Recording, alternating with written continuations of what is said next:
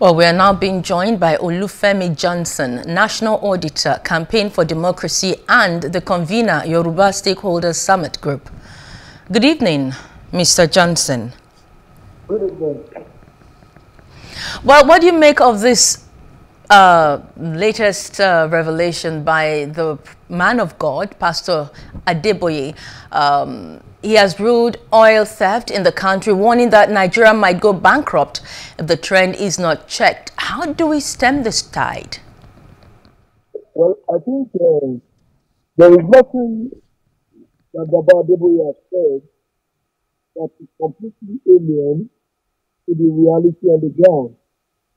But I think Baba only did our commendation that it could do what so many judges are not willing to do by coming to tell the confrontation with reality of the ground.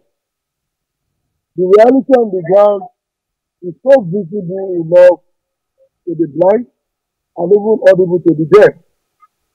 And that is what Baba Adeboye has taken the opportunity of today's sermon to express.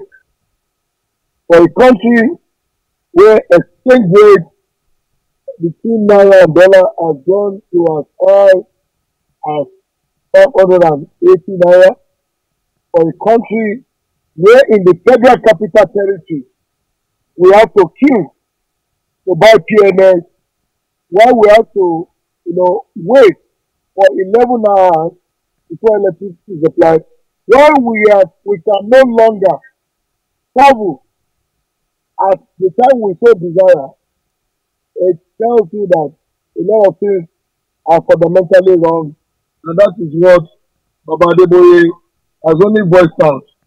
But rather than seeing this as a criticism of the performance of the Buhari administration, I would have expected that this is taken so seriously as important as the improvement administration could do.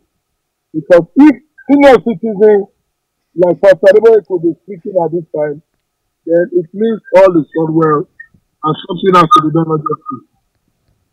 Okay, while he also raised some concerns about the country's economic future, warning that Nigeria's debt to service revenue ratio might pose a danger for decades. What are your thoughts on that? We cannot decide on this, very desperate and irrational policy, especially for a country that has survived the cost of borrowing. We have the Paris debt taxation, return and all sort of things.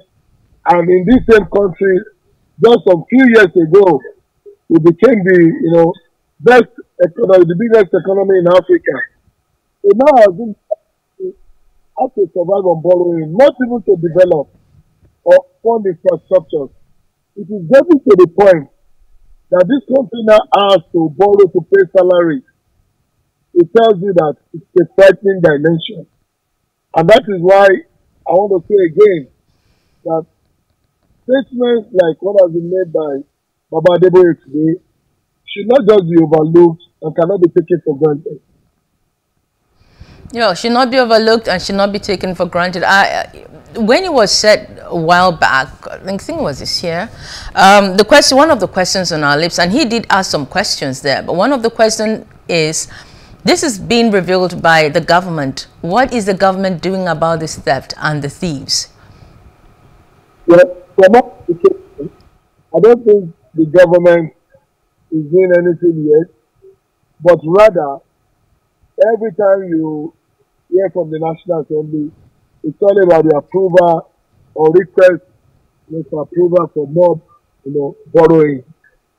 And those who ordinarily should have assisted the president in ensuring, that our economic policies, our monetary policies are put on the right track, are salvaged, from the imminent threat and nowhere to be found. In natural fact, some of them have gone deeply involved in politics. As I speak with you, the governor of the Central Bank of Nigeria who ordinarily should be coordinating efforts at ensuring that this country does not go into more debt, is somewhere busy, mobilizing support to contest elections in a manner that is unprecedented. So I don't think there's anything that can be done in the immediate other than for Nigerians to demand that enough is enough of this borrowing.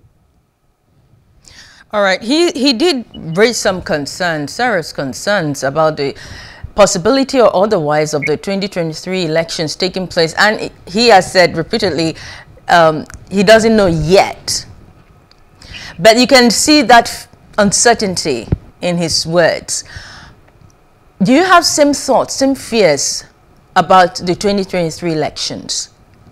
No, I have what, even though do not believe that that there will be election in this country in 2023 or any time or not should be subjected to the revelations and prophecies of this prophet and the man. But I think the most important condition that can guarantee election in Nigeria is the security and welfare of Nigeria. If we cannot ensure the security of this country, we don't need a prophet to tell you that there will be no election. If elections were to be conducted today, I am not sure there is anybody that will have the audacity to go out and cast his or her vote in Kaduna State as it currently stands.